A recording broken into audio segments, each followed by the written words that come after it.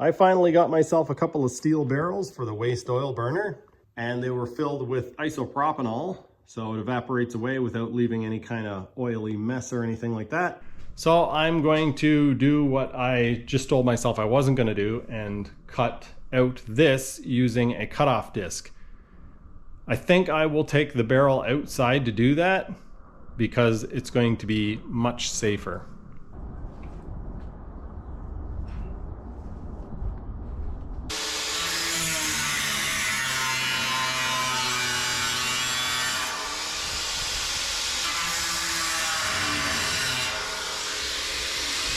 If you don't already know this, you haven't heard this on enough YouTube channels already, and you haven't seen enough footage of oil drums or other type of sealed containers exploding, don't cut into a sealed container. Both of these barrels are completely open on one end. I had the guy who I bought them from cut the top off of them.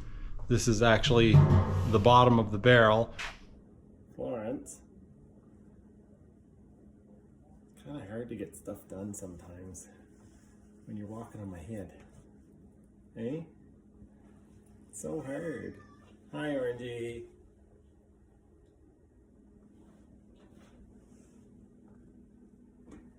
What's up, everyone? Welcome to Lowered Expectations. Thanks for lowering your expectations and hanging out with me here. I do appreciate it. Today's video is going to be a bit of an update. It's probably footage from over a month of different little updatey things I've done on my waste oil burning water heater that I'm going to be heating my house with. I have videos of already heating my house with it, and it was in major need of upgrades. I'm not including any of the electronic stuff that I've been playing with in this video, but there's plenty other stuff to go over. If you haven't seen the other videos, some of this stuff isn't going to make sense, so I would suggest doing that. I'll leave a link here. First thing, before we get into the video, I'm going to show you guys something that I got that I had run out of. That's good news. Actually, I'm going to show you something before that.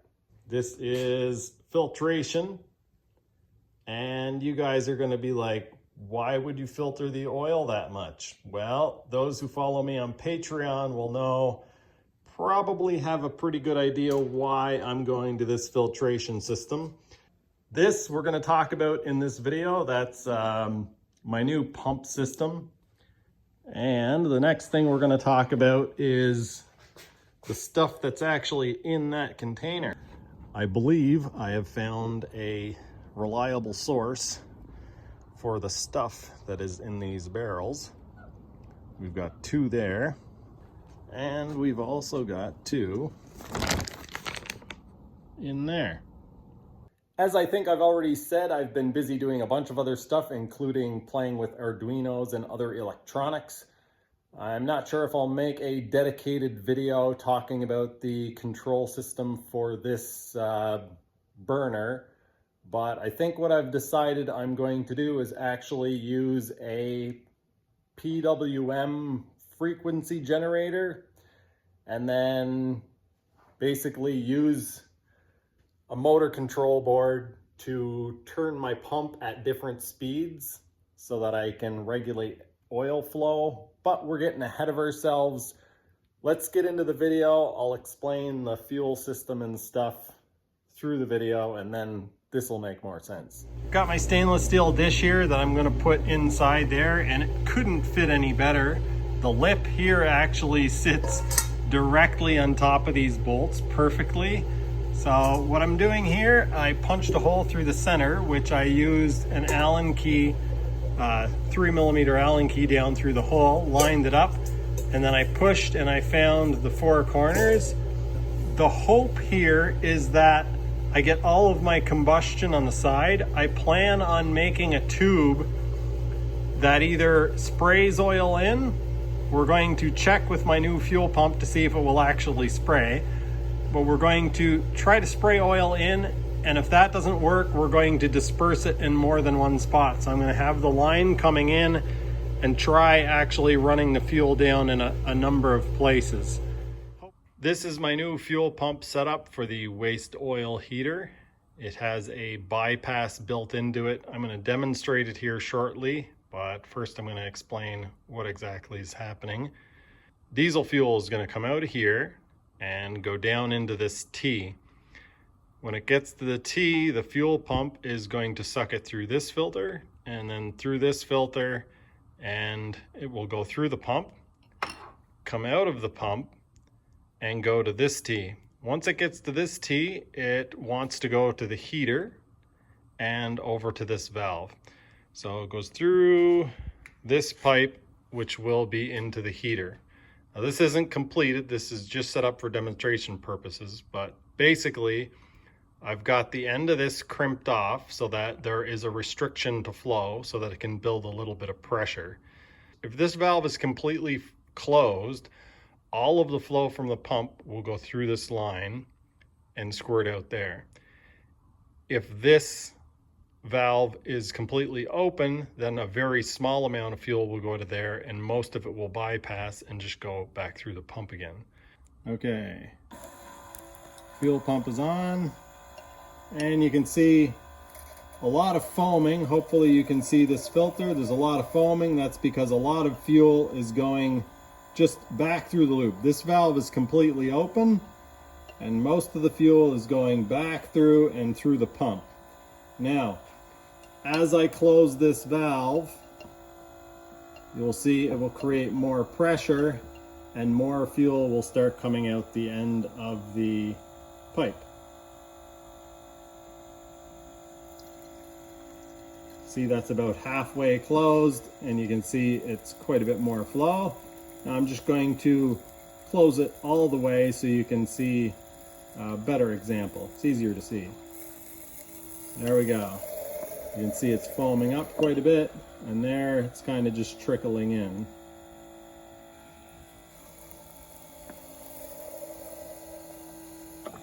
There we go. Valve completely open, most of the fuel recirculating, and valve completely closed, all of the fuel going through the crimped line.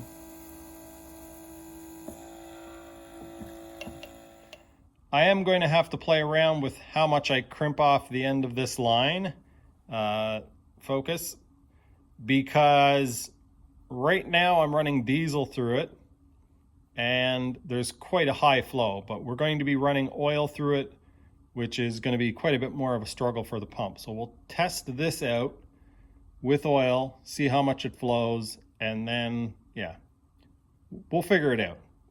What I'm saying is we'll figure it out. In order to have the barrel sitting up at a reasonable height and to create a nice stable platform for it, I cut out three pieces of angle iron, and I cut a little bit of a weird angle on one end, and that's going to allow me to weld these legs on here like that. I figure I'll put these at somewhere between 2 and 3 inches, and that'll give, like I say, a nice stable platform for the barrel, and it will also give some clearance around the bottom for some air to get in, just to make sure that we're not completely smothering anything out. We want to allow for some sort of airflow inside there. We just want to restrict it some so that we're not stripping away all of the heat.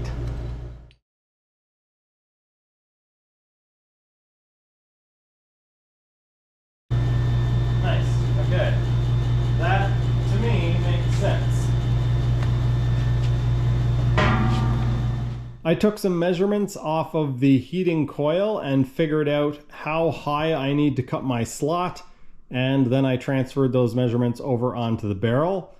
This slot needs to give clearance for the top water pipe coming out of the water coil or heating coil, and at the bottom I'm also going to need space for the blower fan or the blower fan inlet. This would be a perfect situation where using a plasma cutter would be quick and easy. But yesterday I was moving around some 200-liter barrels of oil and I pulled something in between my shoulder blades like an idiot. So the plasma cutter is up there on a shelf, and I don't want to risk hurting myself even more. So I'm going to do what I just told myself I wasn't going to do and cut out this using a cutoff disc. I think I will take the barrel outside to do that because it's going to be much safer.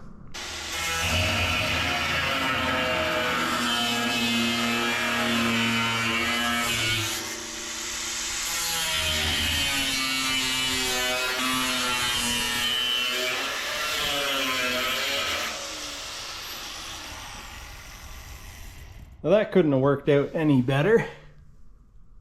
You can see it's actually pulling some air from outside and some air from inside. So now what do we need to do? I was excited to test fit this, so I didn't file down a couple spots here. I am bleeding from a grinding incident, but that's just a flesh wound. So the next thing we need to do is take all this outside and actually test fit it with the coil. Although I do have a ventilation system, the reason why I decided to do the cutting outside and the reason why I said it was safer is because grinding dust and cutting dust is just pretty nasty stuff. And even though it's pretty nasty, cold and windy outside, it makes more sense to, it's quite easy to move this barrel out there. So it makes more sense, take the barrel outside, cut it out there, and that way I'm not breathing in grinding dust for the next couple of hours.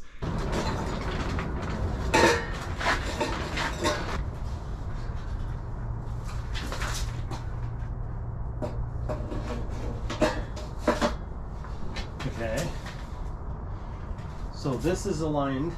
Now we need this to be aligned. So we need to move this over. Hopefully this works. Right.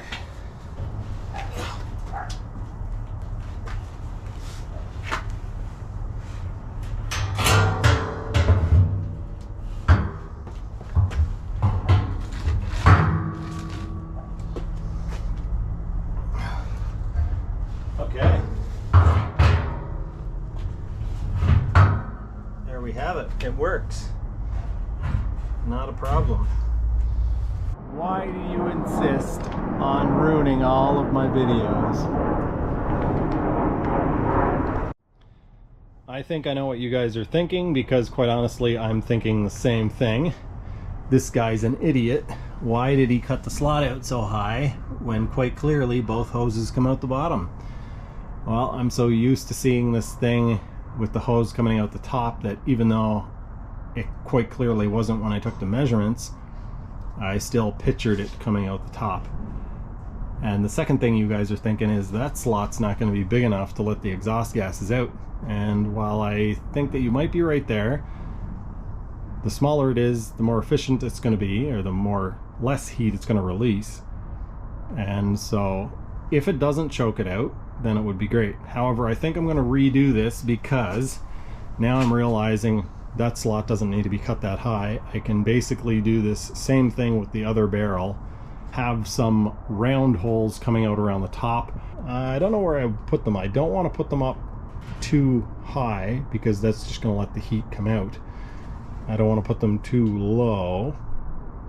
Maybe I will put some low holes. I don't know. Let me know what you guys think down in the comment section.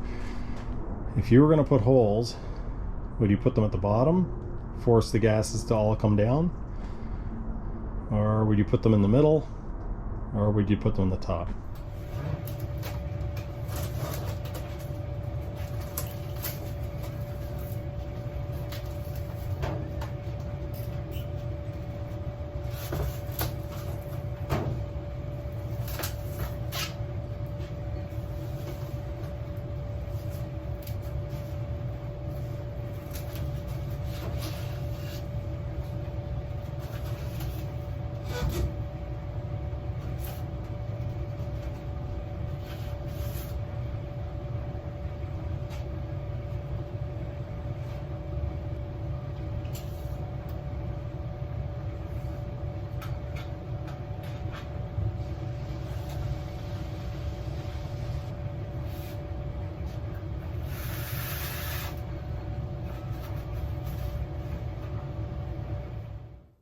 I have no idea if this is going to work, but we're going to give it a try.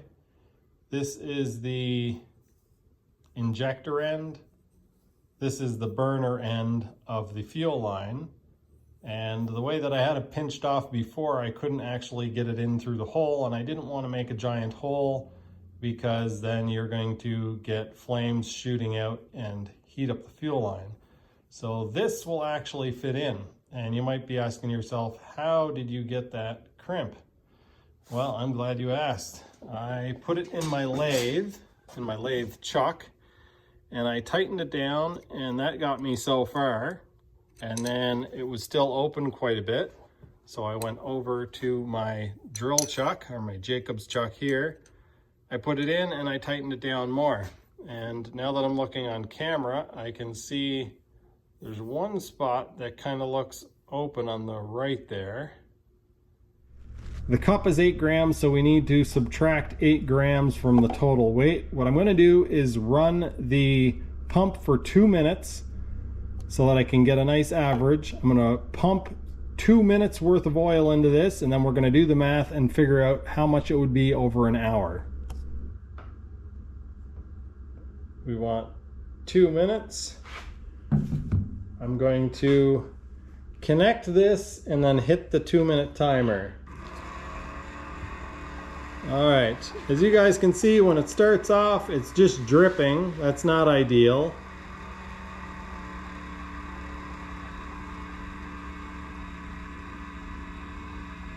It looks like this could be a reasonable flow rate. 10, 9, 8, 7, 6, 5, 4, 3, 2, 1.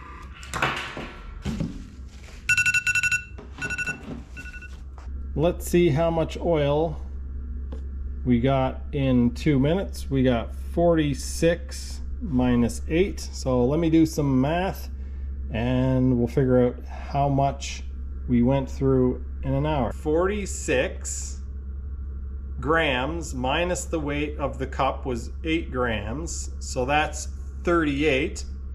38 divided by 2, because we did 2 minutes, so we did 19 grams a minute. And then we want to multiply that by 60 to get hours, so times 60, and we are at 1140 grams a minute. So that is actually not flowing quite enough. We want to be able to probably push close to 2 liters. After giving my head a little bit of a shake and a bit more consideration, I've decided that this fuel pump system is just not going to work as a spray system. We currently don't have enough flow, so we're only getting 1.1 liters a minute, and we need about 2 liters a minute. And if we pinch off the orifice to try to get a spray, that's going to reduce the flow, not increase it. So the only way to increase flow at this point is to increase the pressure, and we're at the pump's maximum pressure. So we're going to have to rethink this. Either I'm going to have to use a different fuel pump, or I'm going to have to just give up on spraying fuel. And I think, at least for now, I'm going to give up on the spraying fuel part and see what we can do by just drooling the fuel in. What I've been concerned about as far as drooling the fuel is going to cool the surface off, and then the fuel is just going to pool like it was doing before. And ideally, I want the fuel almost flashing off in real time. I don't want any real pool of fuel gathering in the bottom of the heater. That's what we had before, and the reason why I went to the stainless steel dish is to try to get it to almost flash off in real time. This is what I've come up with for a solution for distributing oil throughout the burner. Is it gonna work? I have no idea. How is it supposed to work? Well, oil is going to come in through here, not very quickly, and it is going to dribble down onto this ring, and it's slanted. The lowest point is over here and the highest point is here. So I'm hoping fuel comes in and goes along here and along here. I highly doubt that it will make it all the way over to here, But yeah, as long as it flashes off before it simply runs down to the bottom. Because if it runs down and pools in the bottom, we're basically at the same point that we were before. And that's not where we want to be. What we're trying to avoid here is getting a pool of oil. We want it to kind of flash off in real time. This exchanger has been sitting there for over a week now. Florence hasn't destroyed it yet, so I think it's about time to put it in here. This is not going to be fun. This is what I've come up with. I'm not sure how well it's going to fit, but we're going to make it work.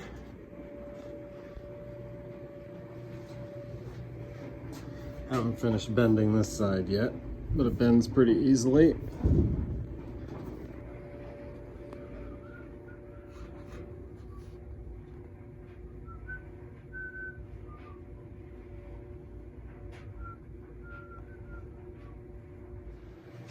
Let me tell you folks, it's not fun working in tight spaces like this. I ended up using a square to make a bridge across, then I set the angle iron on, I taped the angle iron in place, drilled out some holes. Now I'm removing the tape because it won't hold up in there. I'm gonna put a couple more rivets on there. See, I've got 3 more holes. This sucks so much.